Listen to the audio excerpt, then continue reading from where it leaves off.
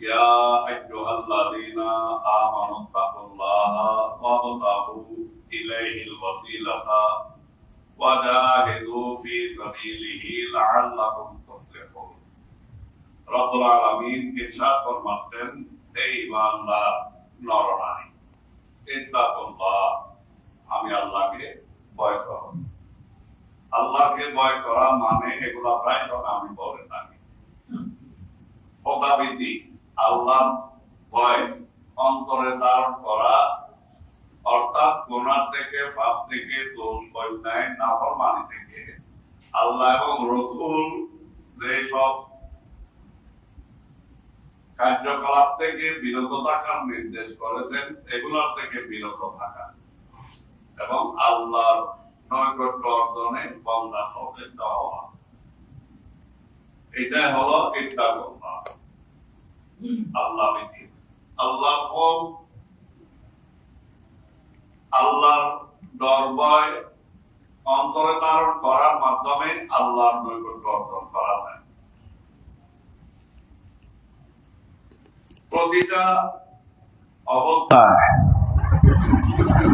বান্দা যদি আল্লাহকে ভয় করে তার পক্ষে গুনাহ করা কখনো সম্ভব নয়। হাদিসে পাকের মধ্যে আছে, সাহাবায়ে কেরামকে আল্লাহর রাসূল বলতেছেন,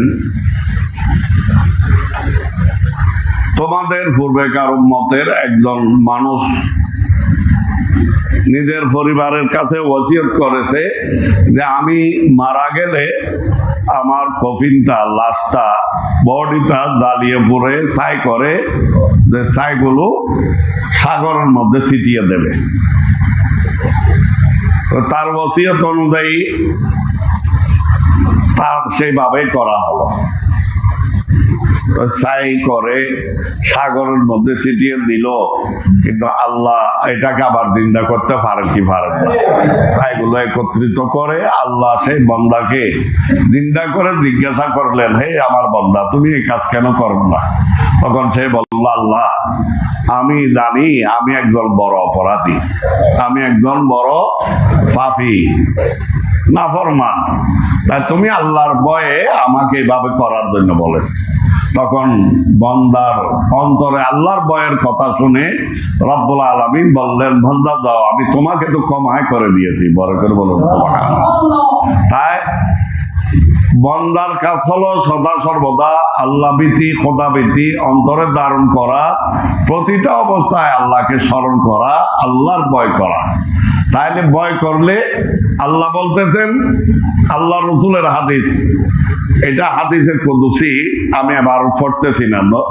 আল্লাহ রাসূল বলতেছেন, আল্লাহ নিজের ইজ্জত এবং জালালিয়তের শপথ করে বলেছেন যে আমি বান্দাকে ভয় এবং নির্ভয়, ভয় এবং নির্ভয় দুটোটা একত্রে করি না।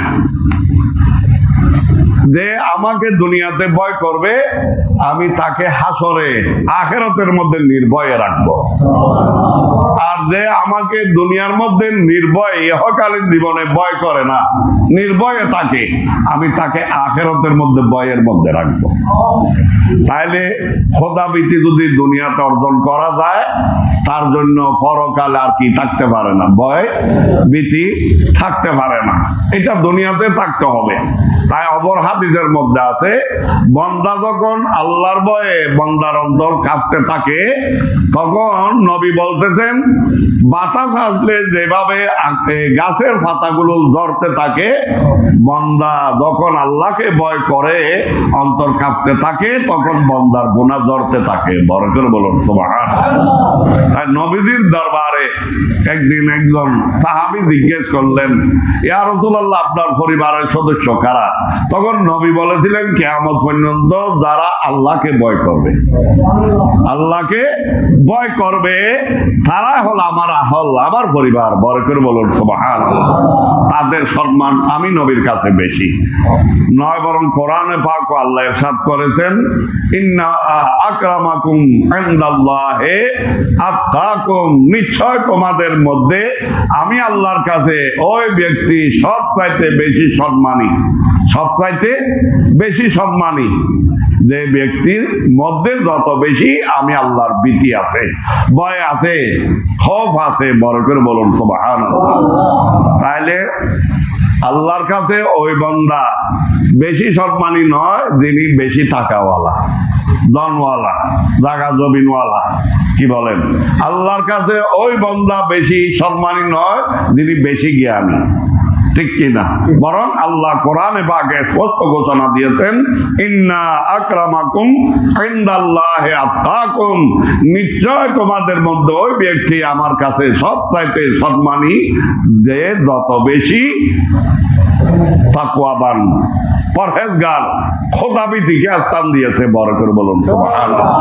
তাই আল্লাহ ভীতি অর্জনের মাধ্যমে এক কথায় বলতে গেলে একজন মানুষ আল্লাহর নিকটে পৌঁছতে সক্ষম হয়। সেই জন্য আল্লাহ বলতেছেন, বান্দা যখন আমাকে ভয় করে, তুমি যখন তওবা করে খালেস নিয়তে নামাজে, ইবাদতে, বন্দেগীতে মনোনিবেশ করেছো, তাহলে আমি আল্লাহ পর্যন্ত পৌঁছতে ওয়াবতাগু ইলাইহিল ওয়াসিলা, আমি আল্লাহ পর্যন্ত পৌঁছতে তুমি ওয়াসিলা তালাশ করো, মাধ্যম তালাশ করো।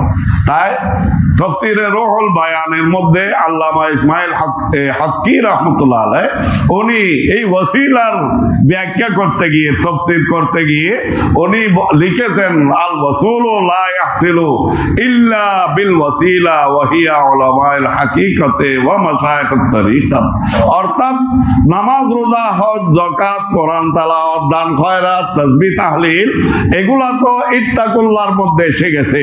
এখানে ওয়াসিলাতে আল্লাহ বলেছেন এটা মূলত হলো আল্লাহ পর্যন্ত পৌঁছতে হক্কানি রব্বানি আলেমের দ্বীন তথা তরিকতের শেখগণ, পীরগণ হলেন আল্লাহ পাওয়ার মাধ্যম, ওয়াসিলা, বড় করে বলুন সুবহানাল্লাহ।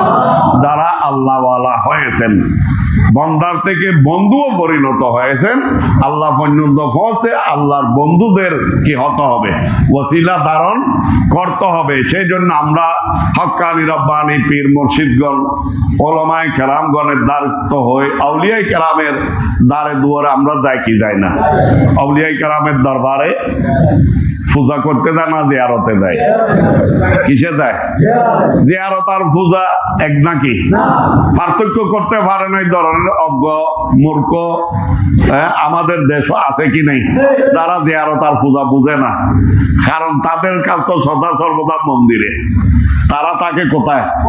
মন্দিরে। তো তারা পূজার ভিতরে ডুবে আছে, তাদের দৃষ্টিতে সবগুলো পূজা, তাদের দৃষ্টিতে সবগুলো পূজা, ঠিক কিনা? তা আমরা আউলিয়ায়ে কেরামের দুয়ারে জিয়ারতে যাই। আল্লাহ ইন্না রাহমাতাল্লাহি কারীমুম মিনাল মুহসিনিন, আল্লাহ বলেছেন নিশ্চয় আমি আল্লাহর রহমত, আমি আল্লাহর পুণ্যাত্মা বান্দাদের নিকটে, বড় করে বলুন সুবহানাল্লাহ। তাই আল্লাহর প্রিয় বান্দা, মকবুল বান্দাগণ হলেন আমাদের জন্য কি? ওয়াসিলা, আমাদের জন্য কি? ওয়াসিলা। তাই তাদের জিয়ারতে আমরা যাই, সফরও করি। কারণ সফর করা এটাও কোরআনে পাকে স্পষ্ট আছে।